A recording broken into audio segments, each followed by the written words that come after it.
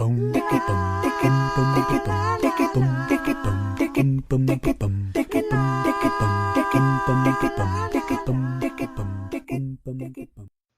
everyone, we're the Geek Philosophers, and we're here to review The Shape of Water.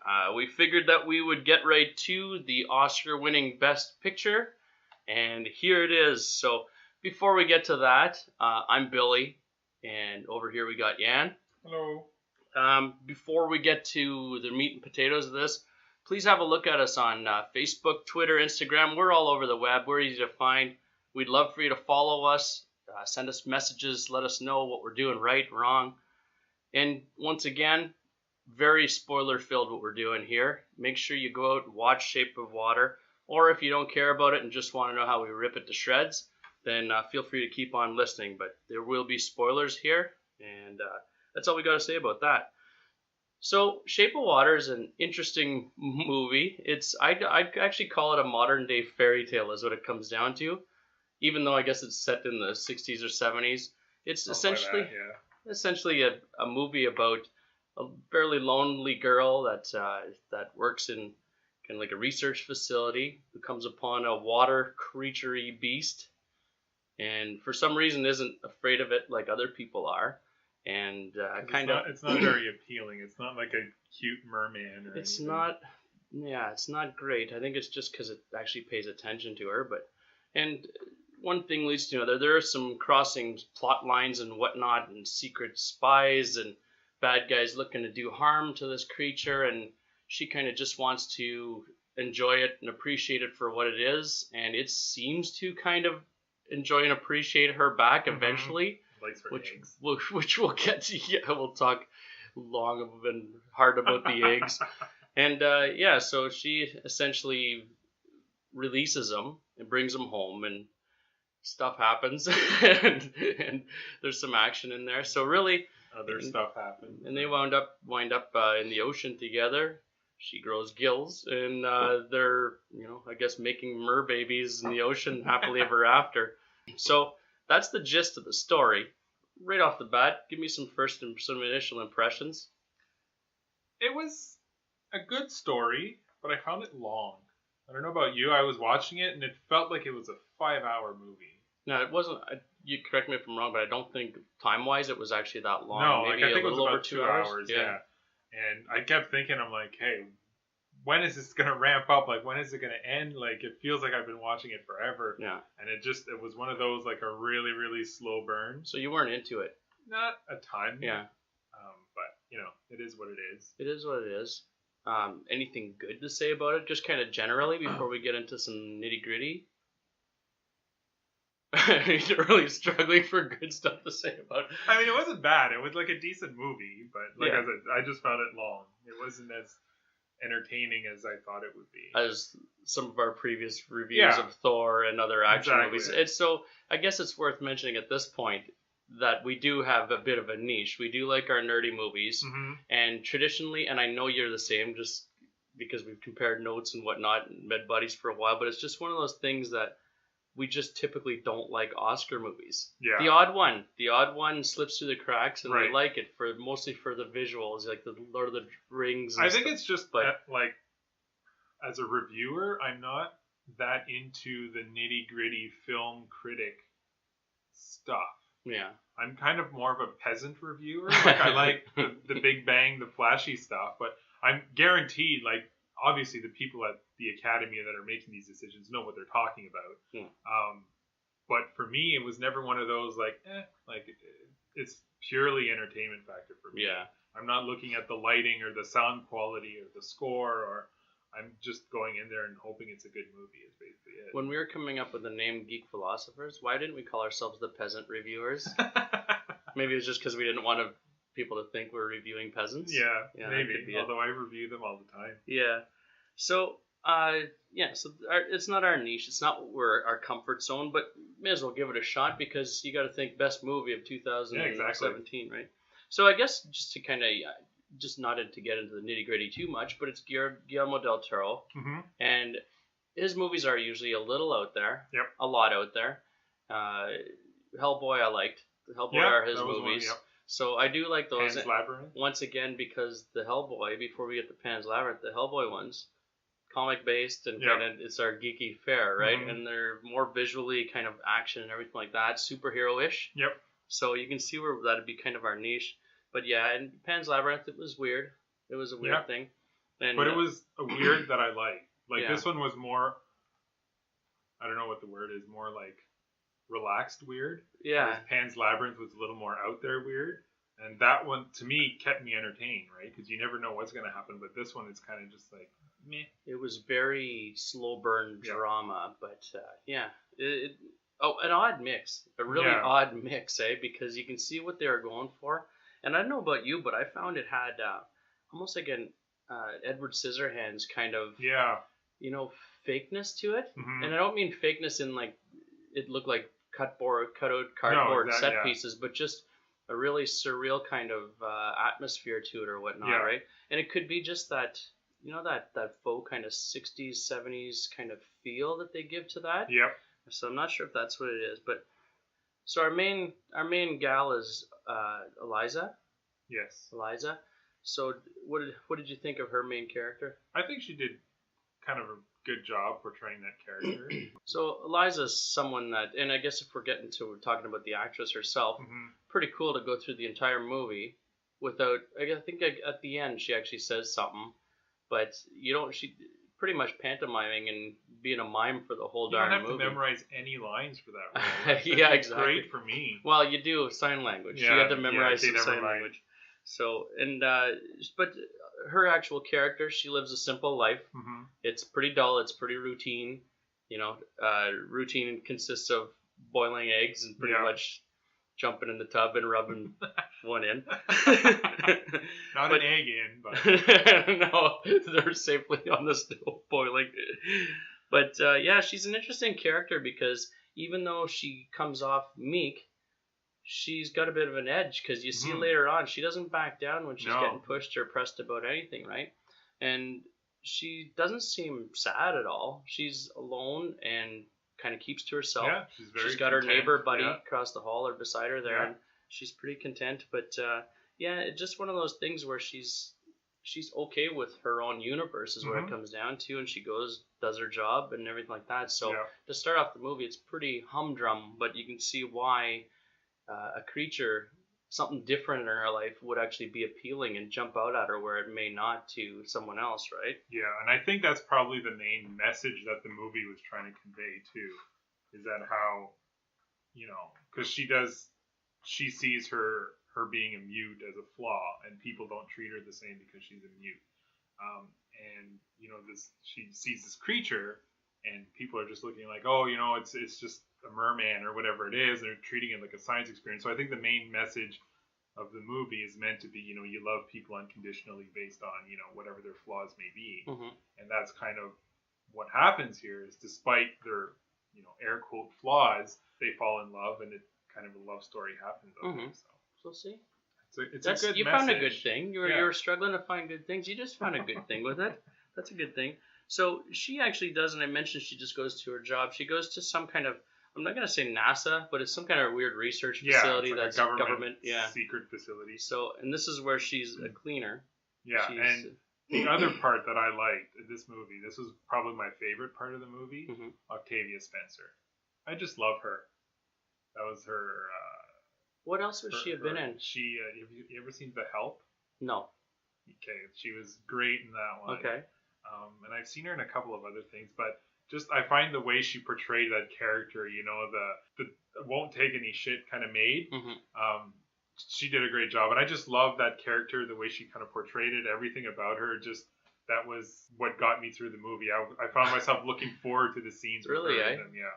And see, and the thing is, I don't recall seeing her in anything, but yeah, she was good. And that was one thing. I guess we can kind of wrap all that into one bundle and say that overall the acting in this was really good. Yeah. I don't find there was any one character that pulled me out of things. They were all really good, whether it was her neighbor, whether it was some of the main antagonists in this or anything like that. I found everyone in this flick was actually really good and really involved, considering how odd a movie it was. When it comes down to it, everyone was really committed to to what they were doing and what they were trying to achieve here, Mhm. right? So you got to kind of appreciate that. So now we're talking about the actual research facility. We may as well talk about the actual creature, right? Yeah. So I have quite a few things to say about this, but I'll let you go first. I actually thought it was kind of just a generic creature from the Blue Lagoon type thing. It's the Black Lagoon. Whatever. The Blue Lagoon is where the two teenagers the find brother love and sister. on the. I don't. Were they brother and sister? I think so. Yeah.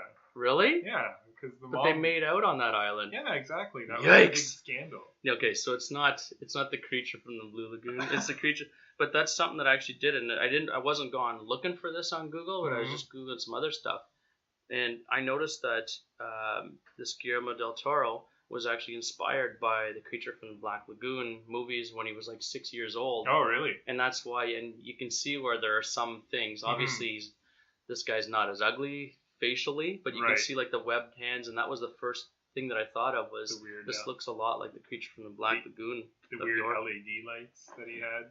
That, and the thing is, you never really knew a Creature from the Black Lagoon was blue or not because it was always black and white, right? So he could have been blue, maybe. Any other thoughts on this water creature? The one thought that I did have in the movie is, I think it's in one of the scenes where the scientists are talking, and Eliza's kind of hiding in the background, and the scientists are talking among themselves about where they got it, and he said they pulled it out of a river in South America. Right. But then it needs salt water, and they release it back to the ocean. So one's fresh water, the other one's salt water. So that doesn't really make sense to me. Okay. Well, they said he's revered as a god in South America as well.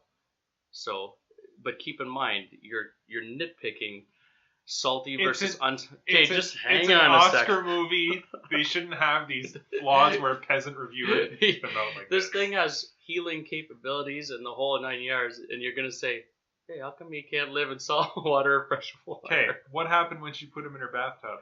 Yeah, he was dying because it wasn't salt water. Maybe he was dying because he healed the other guy's wounds and he wasted all his juju. Healed the other guy's bald scalp. Yeah, that's right. That was very costly hair club for men. You killed my creature, but that head of hair, beauty.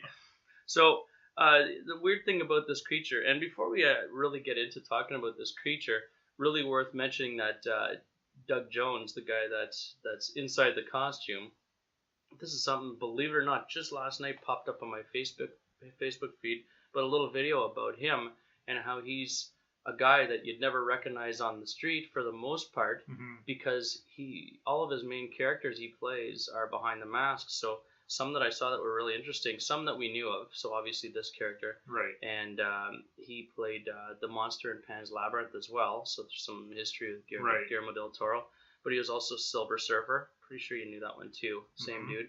But there were some other things in there too. But they said, another Guillermo. This is pretty funny how you can tell he ties in with Guillermo del Toro because he was actually Abe Sapien in Hellboy as well. So I found anytime I was jotting notes down and everything, you'll see through my notes here, I say Abe. I'm calling him Abe because I don't think he actually has a name in this, right? The creature. So, but they said that on this little video that I saw, 150 different TV and movie roles he's done, and you know his face now. And actually, he's coming to Ottawa Comic Con. We just saw it today, so we could meet Abe. Yeah. So that was the cool thing, is that Doug Jones, and that he was a mime before, which is why he can do this type of role really well. And he's also big time like contortionist, even though he's about 10.5 feet tall, right? In this video, they actually had him putting his legs behind his head and everything like that. Nice. So, yeah. So he's basically like Andy Serkis, is what you're saying. That's totally it. Yeah. Why do we talk about it? You just brought it up, Andy Serkis. It's like we're super fans. What's the game? 6 Degrees of Kevin Bacon. It's the 6 degrees of. But yeah, the effects are nice on the creature. I found really slick looking effects in this. They were minimalist, is what it comes down to. Although, you know what, I say that the creature effects were what they needed to be, but a lot of the vistas and a lot of the scenes, like I say, I think this is set in like the 50s or 60s. Looks like it, yeah. But all the street scenes and the cars, and I know a lot of different movies and TV shows do this these days, and it's not something you tend to appreciate anymore. But I found this one had that whole, I want to say like a Dick Tracy type of look to it or feel to it, but not that flashy, right? So they did a good job with that as well. Okay, talking about Abe Sapien, I found he looks a lot like, he's even the same color, isn't he, as Abe Sapien and Hellboy? Isn't Abe Sapien blue? Yeah, this thing was blue, wasn't No, it? it was green. He was green? His LED lights were blue. Oh, well, there you go. So maybe the creature from Black Lagoon was...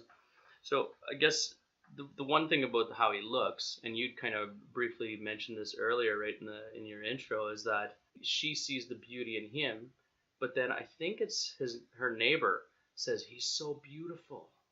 Yeah. Someone that's not her says he's so beautiful, and as soon as they said that, I thought, I don't know, man, a bit fishy, a Well, little fishy looking. he just said he was beautiful because he kept buying those weird green pies, right? And this dude is green, so it was just a color thing for him. Yeah, he's key lime colored. Yeah. He looks like all the pies in my fridge. But the one thing I find with this creature, though, is that, I don't know if you caught this too, for at least, I'll say, 7/8 of this movie, she totally gives a crap about this beast, right? She's cool, she's all over him and just loves him. Do you find this, like, the creature's talking to her? He'll sign to her here and there. He'll eat her deviled eggs and whatnot there. But he doesn't seem to really care too much about her. He's just trying to survive, dude. That's about the size of it. Yeah, so well, he's a bit like a puppy, right? Well, yes and no, but you can't be Eats all cats, eats cats. So he's he is totally like a puppy. He is like a puppy. I mean, if you're on the verge of dying and scientists want to dissect you, you're probably not thinking about flirting with this chick right now, right? Any old He port in the storm. could love her, Yeah. but probably not his priority right now. It's not suffocating.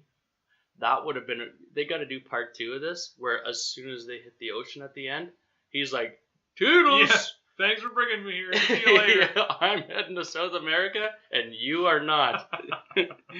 So going back to the one gal that you really like, what did you say her name was? Well, her real name is Octavia Spencer, Yeah. but I don't know what her character's name was. I don't remember. She had a funny term in this when they're about to clean the, or funny saying in this, when they're about to clean one of the men's toilets. Mm-hmm. And she says, "How do they get pea freckles on the ceiling?" I've never heard good old pea freckles. They had a lot of really good one-liners in this movie that made me laugh. One of them was when General Zod there. I don't know what his character's name was. Is that where I'd seen him before? Yeah. Okay. Well, that's why I immediately hated him, because I have a not-so-secret man crush on Henry Cavill, right? And this That's was right. the Superman villain, so I hated him right off the bat. Yeah. But when he loses his 2 fingers and he's on the phone with the one guy, and he's talking about it, and he says, "Don't worry about it, I still have my thumb, my trigger, and my pussy finger." Oh, nice. You didn't catch that? I'm sure I caught it. And then when he's in the bathroom again, and they kind of question him because he goes for a pee. Yeah. And as he's walking out, she kind of motions. She's like, "Well, aren't you going to wash your hands?" And he's like, "No, men only wash their hands before or after, never twice." Yeah, And well, I he just thought that says was such a weird, he says whether they wash them before or after tells a lot about the man himself, that's and then it, he just walks out without washing them at all. And I guess since we're on the topic of him, he was really good in this. I know you hate him. I hate him. But the thing is, it's almost like wrestling, right? Where I always figured when I was watching wrestling, the best heels are the ones that you actually do hate. Yeah. Right? And for this guy, so much of this guy and just the way he looks and everything like that, like you say, General Zod and everything, he's just a really good villainy guy. And even just some of the smaller things that he was doing, even just when he's they show this scene where he's with his wife, and we won't go into detail, but his freaking mummified fingers in her mouth and everything like that. And it's just one of those things where, so he doesn't treat anybody properly is what it comes down to. His kids didn't care too much about them and everything. So this guy, you don't really know what his main MO is, except for just be bad. All about just smoking this creature is what it comes down to. And honestly, speaking of him and those rotten darn fingers, there's just such a give it up, dude. Like halfway through the movie, they're just black. Like there's no coming back from that. So I'm watching this in the morning, okay? This flick, and especially that part, and I wake up and you know me, I'm not the guy that eats breakfast as soon as I get up, and I gotta relax and chill and let my stomach settle. Waking up, not hungover, or nothing, just waking up. I'm not morning sick. I'm not expecting, but just queasy. And that one morning that I'm watching that, it was right when he squishes, he squishes them. I think he's in the car. And I was like, come on. And like you say, just give it up, man. And like, who bandaged those up? Honestly, they bandaged the stub of the finger, but where the actual stitches are, it's just open air, and there's all this gunk going in there. Yeah. And he's working with a water creature. Like, put a glove on. Dude. Like, come on. It's sanitary. I guess the one thing. Oh, I didn't even draw this kind of conclusion till now, but he's got these fingers cut off. So if you think about it, here the Abe Sapien, so the creature, is healing people he actually likes. He's the one that bit off the bad guy's fingers. Allegedly. And if this guy was actually nice to him, he maybe could have fixed up his fingers, right? Well, he probably wouldn't have bit them off to begin with. Yeah, I know, but maybe if he'd have been like, bro, sorry, man, we got off on the wrong foot. Yeah. We got off on the wrong fingers. That's bad. But yeah, so the one thing about that same character, and his name is Strickland in this, the bad guy. Oh, okay. Is I found they did a good job of really portraying the good and versus the evil in this. So they seem to give him, and this is probably where you found the slow parts really slow, and this is how I felt, is that they focused too much on him. Mm-hmm. Like there were some, I kind of like, what do you call them, superficial? Mm-hmm. In a superficial scene of this, like him going car shopping. Yeah. I didn't really get why that needed to be in there. And the other kind of similar, not with him, but the other scenes that I found just drew this movie out way too long are her neighbor when he's trying to sell his paintings, because he's an artist. Mm-hmm. He's, I don't care.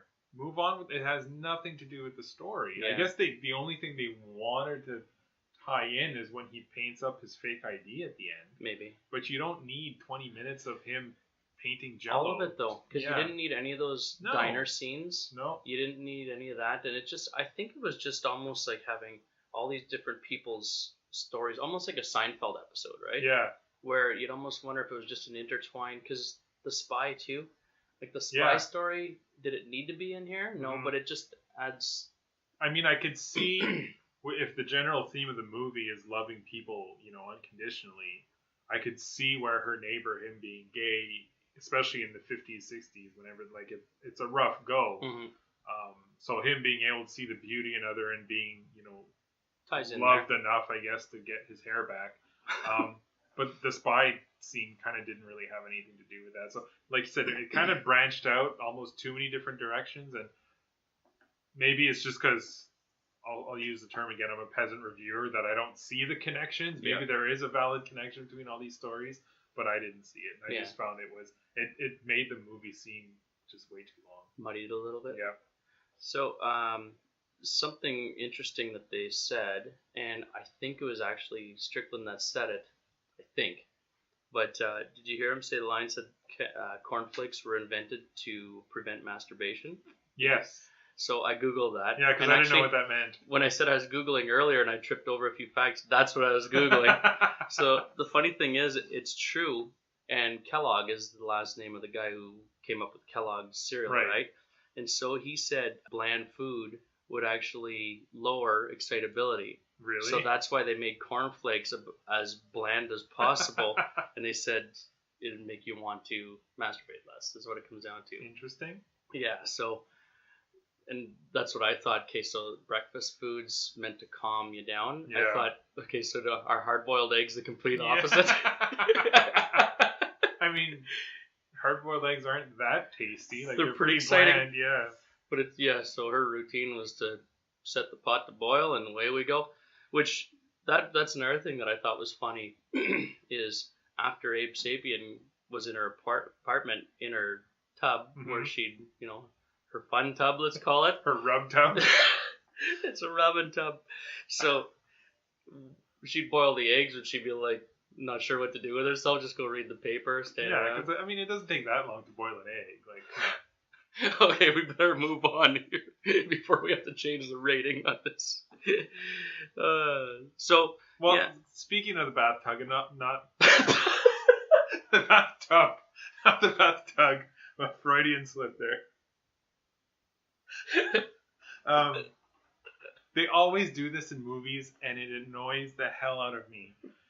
every bathtub scene. Why did do movie bathtubs just not have that overflow?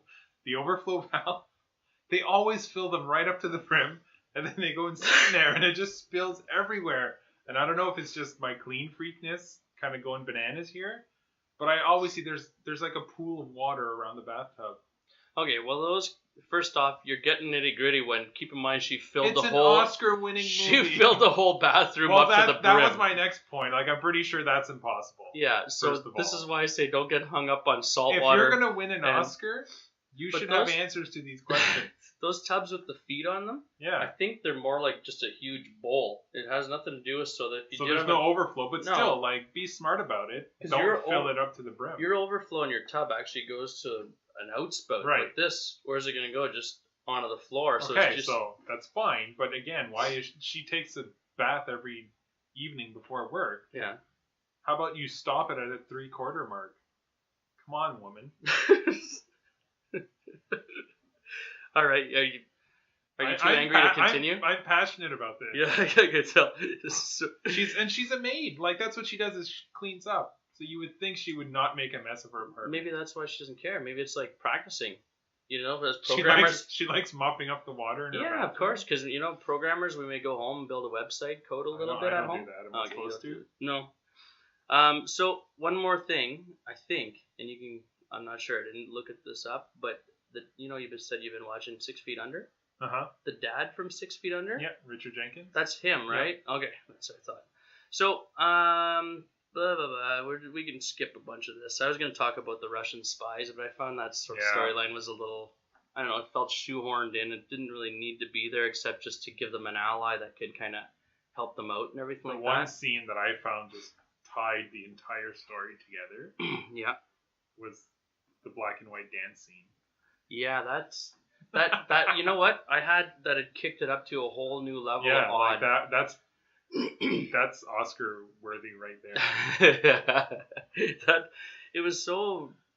Well, I guess it was just a dream. Well, it's her imagining. It's her love story. But it was odd. It was one of those scenes that you just wonder, why is this in here, right?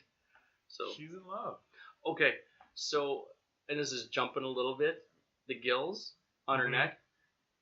Am I the only one that knew there were gills like right off the bat when she said her neck was scratched up? Yeah. Okay, so they revealed that like, they're gills. Well, no, they weren't gills at first. No, I know, but as if she was surprised. She should have even known they were gills. Yeah, like you got a magic fish and he touches your scratches, they're gonna turn to gills. Well, yeah, everyone knows that, exactly. Right? But I don't know. I saw that as soon as they said, and of course I get the foresight of knowing what the point of the movie is ahead of time. And in fact, you know what I found is that the movie poster for this kind of gives away a whole smash of the movie, right? Yeah, because they're in the water together. Yeah, it's pretty much the final scene, so everything's going to be tickety-boo, right? Because it could have been in the bathroom. It could have been when they're swimming around in that overflowed bathroom. That's perfectly feasible, right? And I don't understand, like, if I'm in the bathtub for 10 minutes, I'm really pruny. So she's just going to live underwater now? She's going to look like a California raisin by that time to the next day. Like, are you even old enough to know what California raisins are? I know that they're wrinkled. What raisins aren't, right? So this, the name of the movie, Shape of Water, I'm not even entirely sure. I know they say something about Shape of Water at the end. Really? Yeah. Like the last things they say about the movie, but I still don't totally know. Yeah, I never got that either. I just assumed it was something. They say it, though. They actually say it. Yeah. So I'm not sure where the name of the movie comes from. It sounded something like too smart for my realm of intelligence. Ah, there you go. Well, Oscar movie, right? Yep. That's well above our heads. When we think Oscar, we think of the Oscar green the guy in the can, yeah. So what it comes down to is she frees him. It's like an adult version of Free Willy is how except pretty much. He doesn't jump over. So then we have the big scene where kind of everything comes to terms there, and I don't know if it's her neighbor, but someone gets shot in the cheek. Strickland shoots him in the cheek, and he's got, I think it's him anyways, and he actually uses the bullet hole as a handle to drag him away. Yes. Oh, that was gross. That was pretty good. Yeah. I don't think I've seen that. No. I've seen in Ace Ventura He grabs the top of his mouth as a handle. Yeah. When he's fighting in the Ace Or Ventura Walking 2. Dead, they do that to kill a couple zombies. Yeah, but this he actually uses it like a fish hook style. Yeah. He grabs it. I didn't think the cheeks were strong enough to do that. His was. Maybe as you get older, they're leathery. They get leather. Scientist cheeks? Yeah, It wasn't. it was the spy Russian guy. yeah. Okay, yeah. So, I don't have a whole lot more. One last point I wanted to make about this is that, believe it or not, this movie, either right now or before the awards season, was actually Del Toro was up for plagiarism charges. Really? Because this was a short play called Let Me Hear You Whisper that some playwright, this was from like the 60s, some playwright actually came up with this, and it was very, very, very similar. So he's looking for his cut now that it's Oscar winning, right? Yeah. So, and I guess it's set in the 60s or whatever, so Yeah. that kind of fits. yeah. So, anything else? Any final remarks on this one here? Nope. Okay. Out of 5, what would you give this Oscar-worthy winning awesomeness? Simply because I'm not a film savant, I'm going to give it 2.5 boiled eggs out of 5. Oh, yeah? Yeah. See, very similarly, I didn't mind it as much as you. I found it entertaining, and I found a lot of different things were good about it, the acting, the effects, everything like that. And I will give it 3.5 masturbation eggs out of 5. So everyone, that wraps this episode up. Please join us our next one. Don't forget, we're the Geek Philosophers. Give us a look on Facebook. Follow us, like us, don't like us, whatever you want. Rate us, comment on our stuff, and let us know what you want to hear and how you want to hear it, because we're here to appease you guys. Take care.